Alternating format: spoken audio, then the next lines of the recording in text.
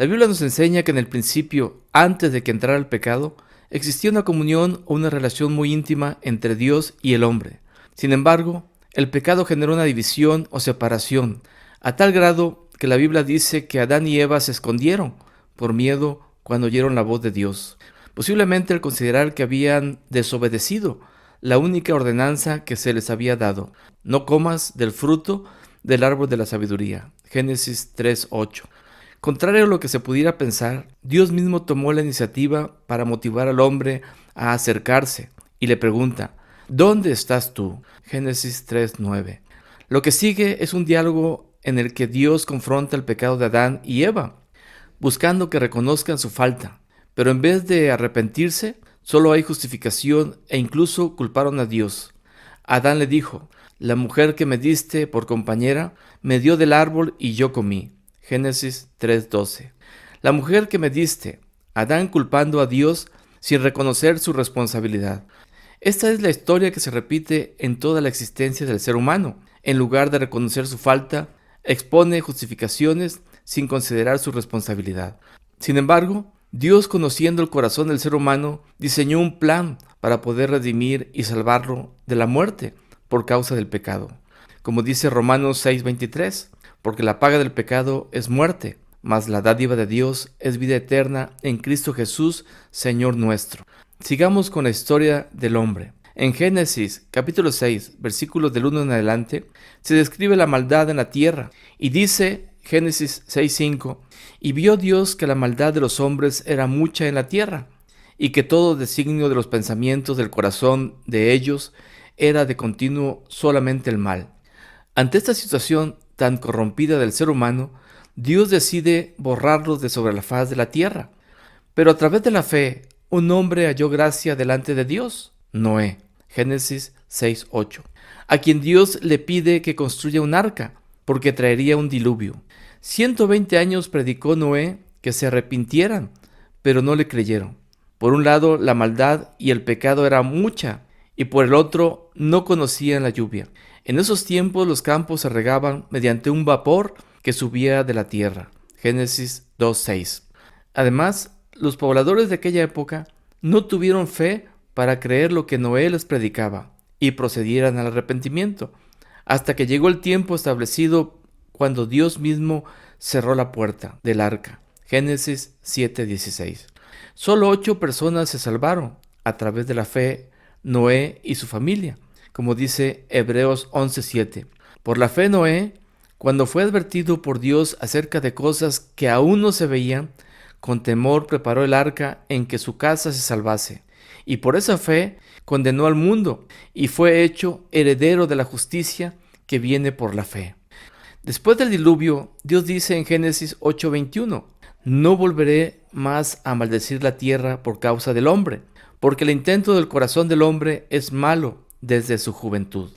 Dios conoce el corazón del hombre y sabe que su inclinación es hacia el mal.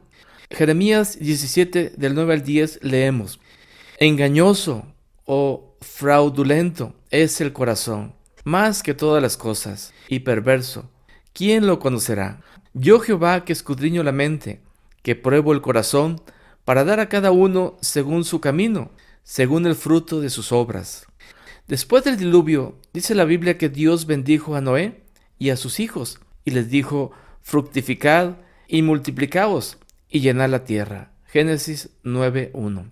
Sigamos con la historia del hombre y el plan de salvación de Dios. En Génesis capítulo 12, versículo 1 en adelante, Dios llama a Abraham, a quien le pidió que saliera de su tierra y de su parentela, y que se fuera a un lugar que no conocía, con la promesa: y haré de ti una nación grande, y te bendeciré, y engrandeceré tu nombre, y serás bendición.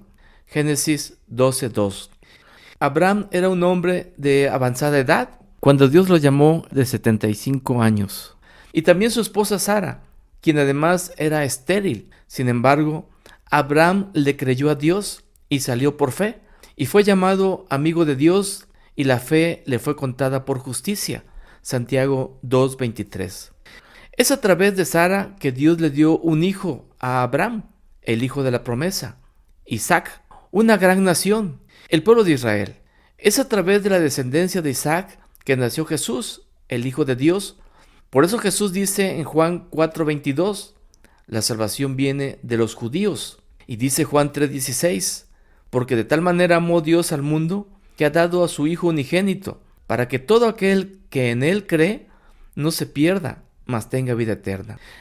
Nuevamente se resalta que es a través de creer, o sea, de la fe, y no de las obras, como Dios trae bendición a su pueblo.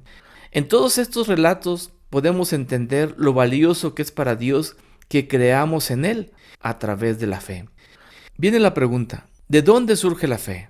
En Eclesiastés capítulo 3, versículo 11, leemos, todo lo hizo hermoso en su tiempo, y ha puesto eternidad en el corazón de ellos, o sea, del hombre, sin que alcance el hombre a entender la obra que ha hecho Dios desde el principio hasta el fin.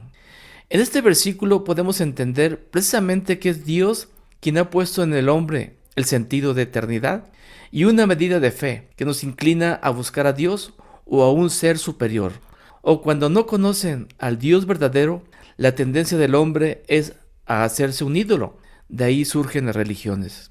Esta medida de fe pudiéramos considerar que es el comienzo para agradar a Dios, como dice Hebreos 11:6. Pero sin fe es imposible. Esta palabra imposible también puede ser traducida como incapaz.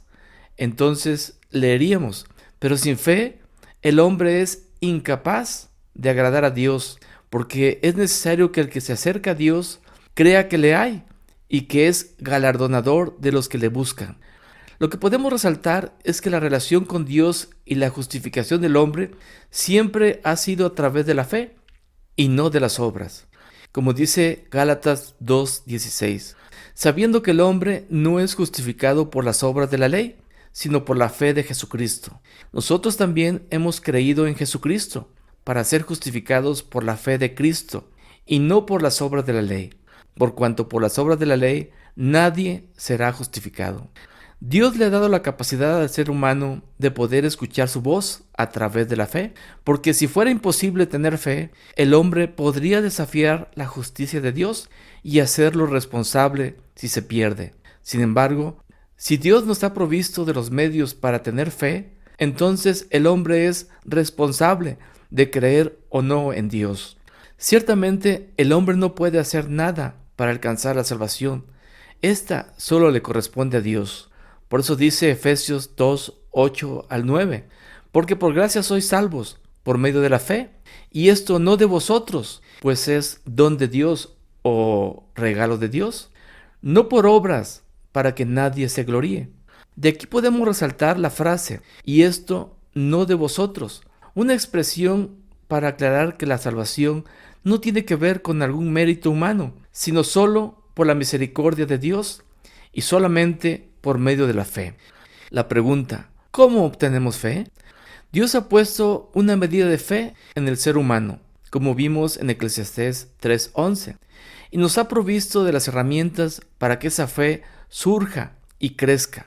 ¿Cómo? Romanos capítulo 10, versículos 16-17, leemos, mas no todos obedecieron al Evangelio, pues Isaías dice, Señor, ¿quién ha creído a nuestro anuncio?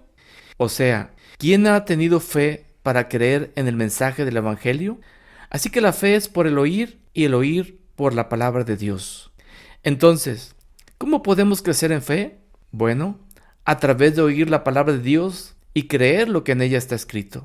En la actualidad, hay la posibilidad a través de diversos medios de poder escuchar la palabra de Dios mediante la Biblia en papel o digital o a través de enseñanzas o páginas en internet de iglesias cristianas o canales como este donde puedes aprender de la palabra de Dios, pero lo más importante, debe ser acompañada de fe, como dice Hebreos 4:2, porque también a nosotros se nos ha anunciado la buena nueva, como a ellos, pero a ellos no les aprovechó el oír la palabra, por no ir acompañada de fe en los que la oyeron. Repito, no les aprovechó el oír la palabra, por no ir acompañada de fe en los que la oyeron. Te dejo un enlace a un video sobre fundamentos de la fe y otro sobre mi confianza está en Dios. Dios te bendiga. Nos vemos en una siguiente oportunidad.